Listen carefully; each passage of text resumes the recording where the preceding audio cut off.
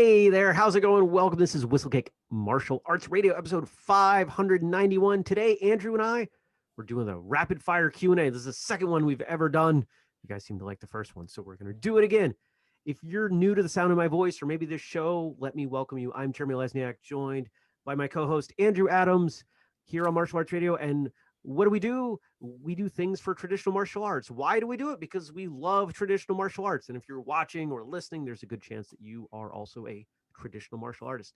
If you want to see all the things that we've got going on here at Whistlekick, because it's a lot more than this show, go to whistlekick.com. You're going to find a store over there. You're going to find a ton of cool stuff. And if you find something in the store that, floats your boat, there are no boats, but maybe something floats yours, use the code podcast15. That'll save you 15% off and helps us cover our expenses. Now, if you want to check out this show in more depth, go deeper, transcripts, photos, links, videos, social media for the guests, all that kind of good stuff, go to whistlekickmartialartsradio.com. We keep those websites simple and straightforward, and it'll help you connect to more. Why? Because we want to connect you. We want to educate you. We want to entertain you as a traditional martial artist. We figure, if we give you good stuff, you're going to stick around and train more. And if you train more, the world becomes a better place, and maybe in the process, you'll buy something that we make. It's a pretty simple business model. Other ways you can help us out, if what we do means something to you, sharing episodes, leaving reviews, buying books on Amazon, there's lots of ways you can support us. So if you find something that resonates, maybe you'll do that, or even our Patreon, patreon.com/whistlekick, exclusive stuff. I just did a new video yesterday for a certain tier. So go check it out. Go do it.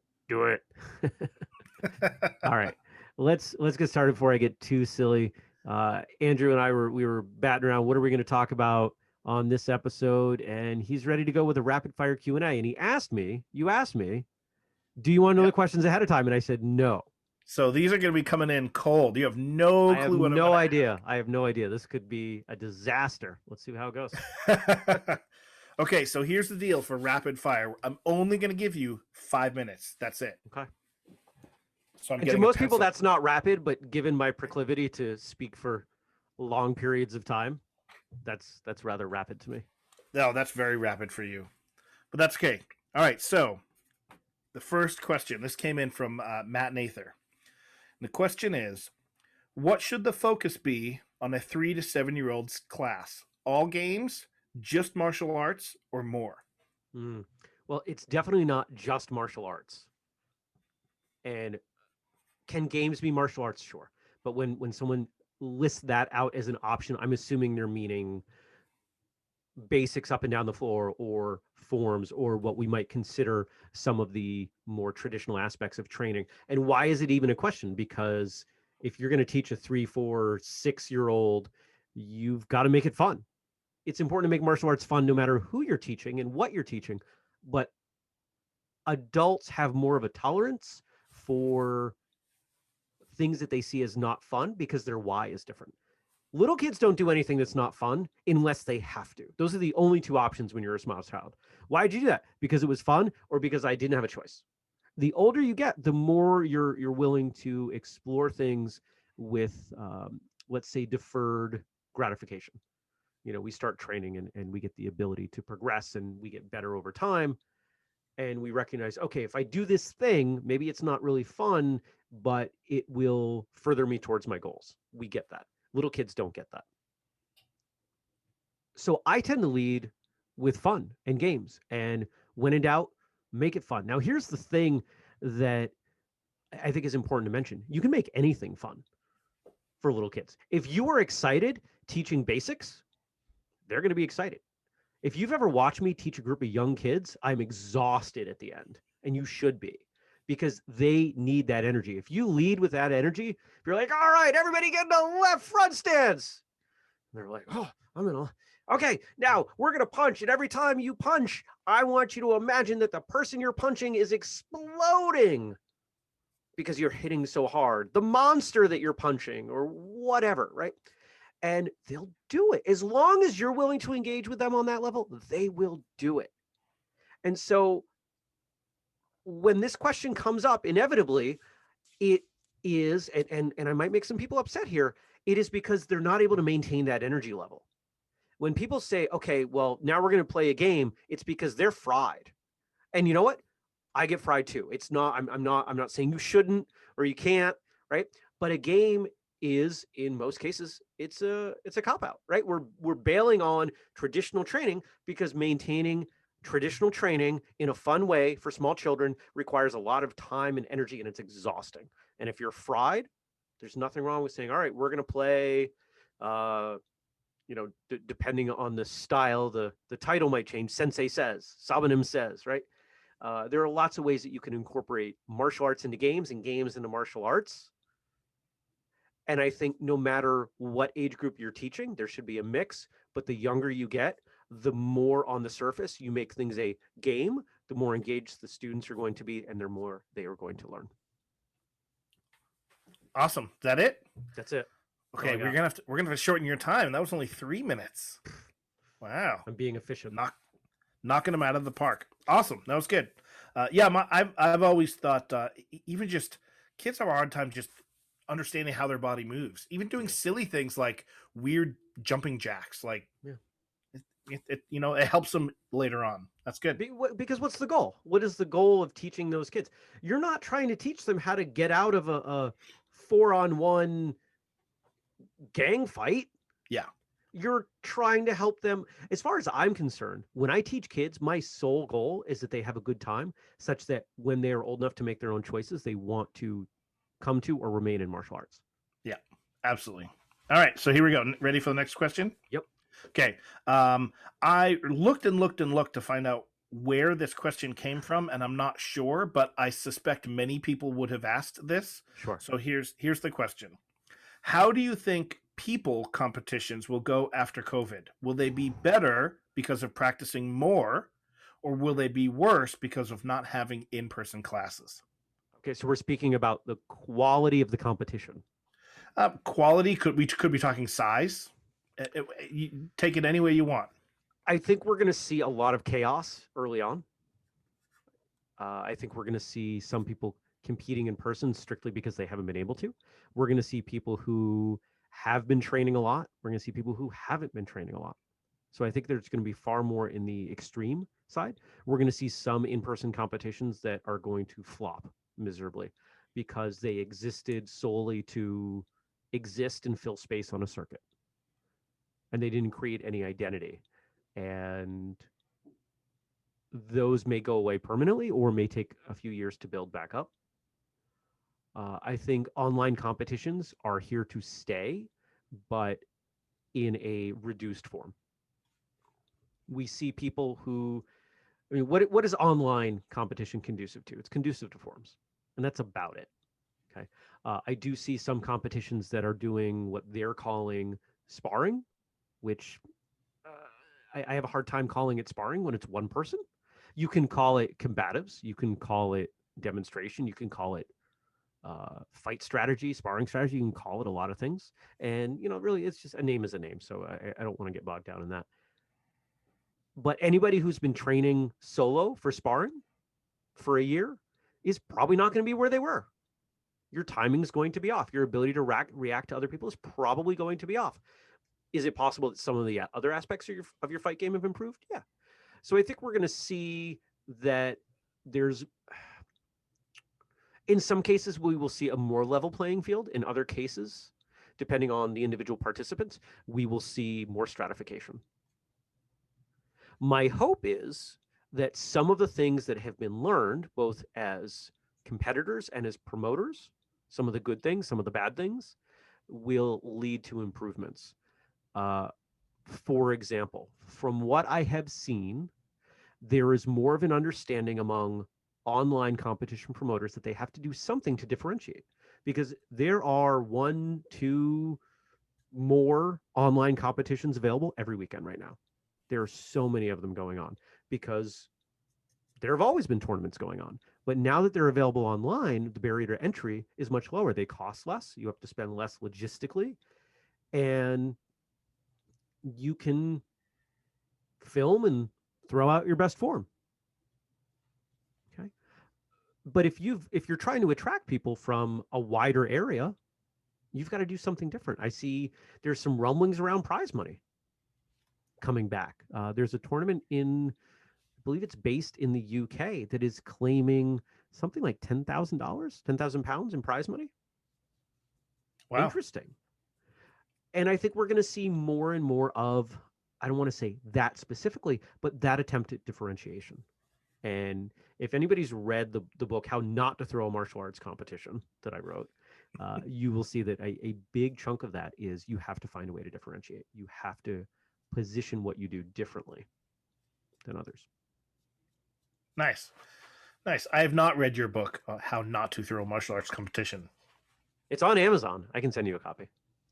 Although I also have no plans to throw a competition. So, it's about event marketing. I could easily change the title and change 5% of the language, and it could be about hosting a obstacle course race. I do have a friend that was at that tournament, though. You have a few friends that were at that tournament.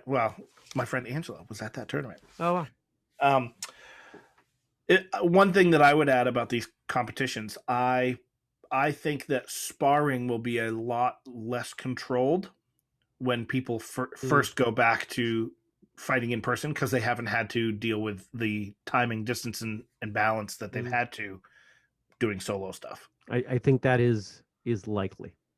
So that's a concern, but that was good. All right. Next question. This actually is a question that I wrote down. Okay. And so here we go. Why do shows that have good martial arts, like Cinemax/HBO's Warrior and AMC's Into the Badlands, not survive?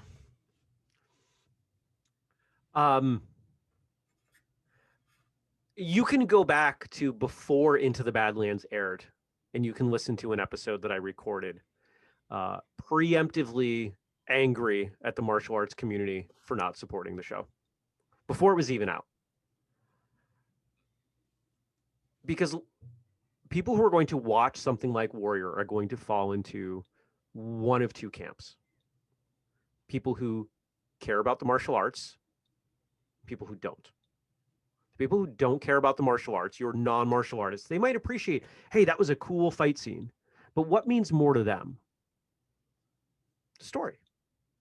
The story has to be compelling. It's what carries it through.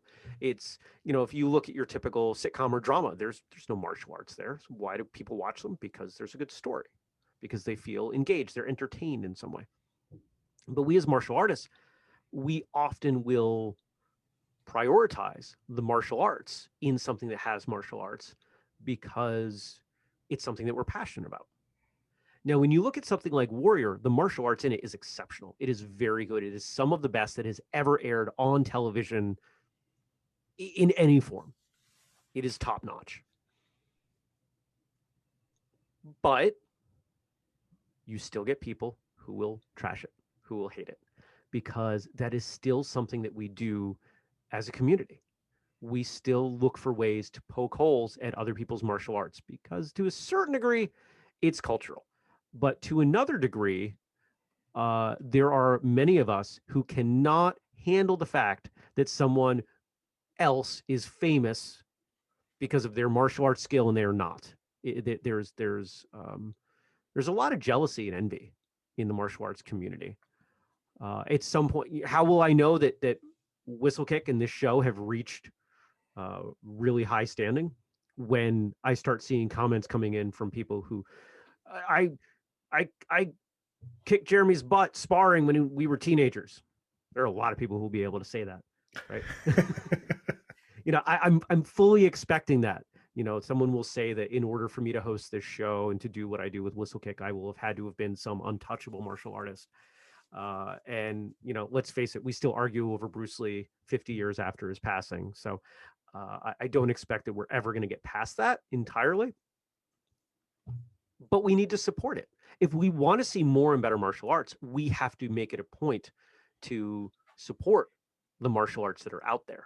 If we want, let's say you're someone who watches Warrior and you're like, I want better. You have to support it. You can't just say no. This is what we saw with Badlands is I have no insight as to what the promotional structure was for this early on, but I know that for season 2, AMC reached out. We recorded an episode with the 2 stars. They were courting the martial arts community. And if you look at the arc of the show, in the early days, I felt that the quality of the martial arts was the highest. The fight scenes were the best. And then when they found, oh, we're not going to get the love from the martial artists, we need to diversify who we're appealing to even more. I felt the quality of the martial arts went down. It was still very good, but I didn't feel like it had that same vibe. And it went off the air. So how do we fix it? We need more options. You know, when I look at the numbers on this show versus the number of people participating in traditional martial arts, it is such a tiny drop in the bucket. We could grow 100-fold and still not be close to reaching the majority of martial artists in this country and globally, right? It's staggering because we end up in our camps. And it is my hope as we move forward and some of the very rigid structure that was put in place by current overseers of systems, as those folks start to pass away and retire, we will see less rigid structure, more cross-training, more acknowledgement, and more elevation, lifting up of martial arts for what martial arts can be. So, fingers crossed. Excellent. Awesome. Yeah, I would agree. We have to support that stuff for sure. All right, last question. This is actually another one from Matt Nather. And his question is, what are your thoughts on requiring senior students to help teach even during their own class times? I'm not generally a big fan of requiring very many things, but I feel strongly that as a martial artist, you should be teaching. I don't think there is any training that educates you more than teaching. And, you know, Andrew, you're a teacher of multiple things, and I know you understand that. I have watched people who hate teaching progress and progress and progress, and they hit a wall. And then I've watched them finally, reluctantly, start teaching, usually because their instructor says, you don't have a choice anymore, you're doing this. And I watch them get better and better and better. Some of them even start to love teaching. The ability to convey information is such a valuable skill, and that's all teaching is. Now, when we think about it happening in class time, that can be a little difficult, especially if money's involved. If I'm attending a class and I'm paying money to be there, and at least on the surface, it appears that I am spending a large portion of my class time benefiting the school and other students less so than myself, aka I am teaching, I may feel resentful.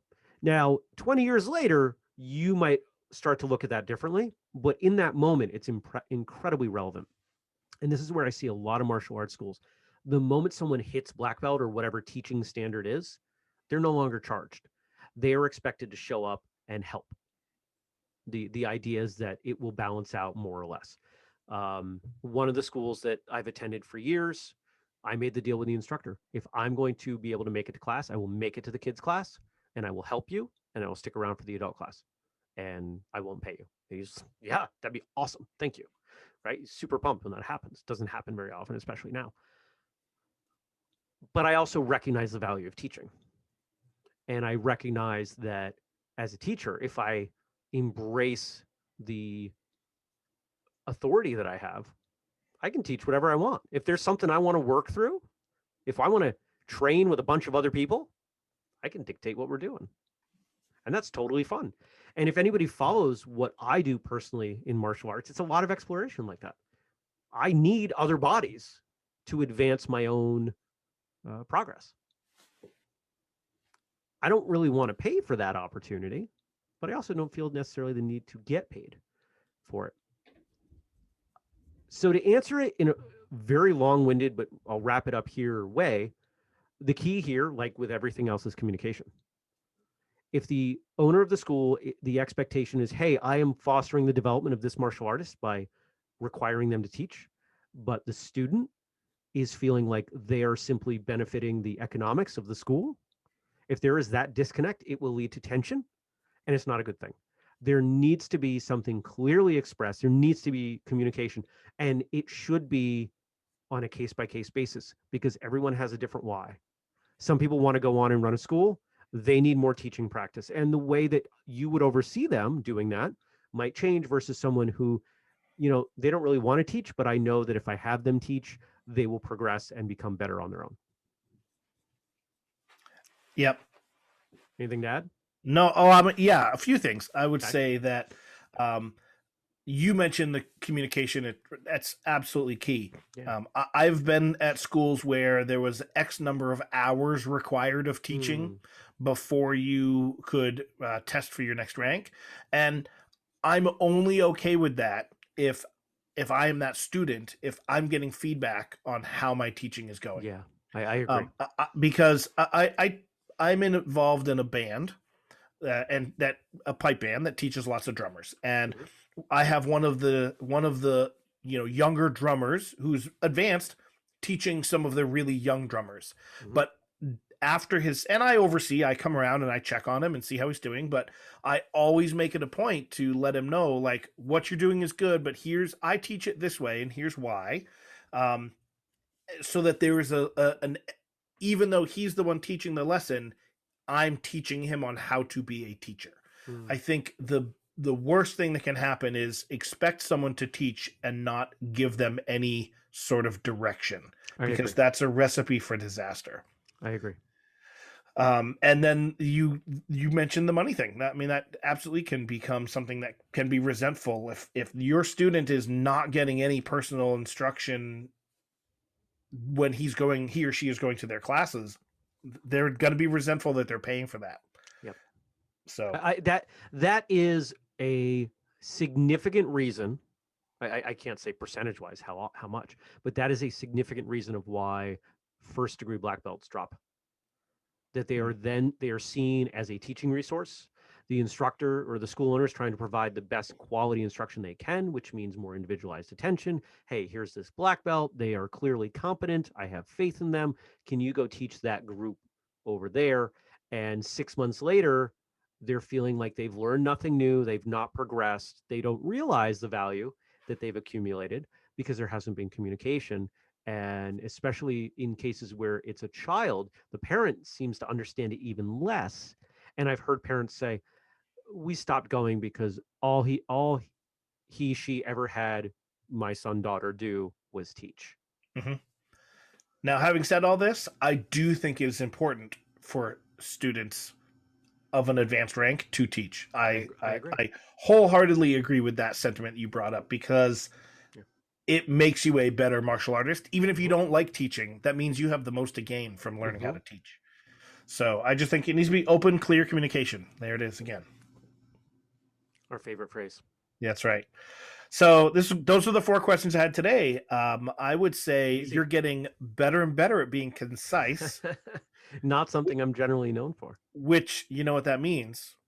You're going to add more questions. We're going to have more questions. Yeah. So here's a call out for people listening to shoot us some questions. Let us know what you want to hear from. They should, if we're going to do this format where I don't see them ahead of time, let's have them email you. Yeah. Email them straight to me. You can email me at andrew@whistlekickmartialartsradio.com. Nice and easy. And I'm Jeremy at whistlekick.com.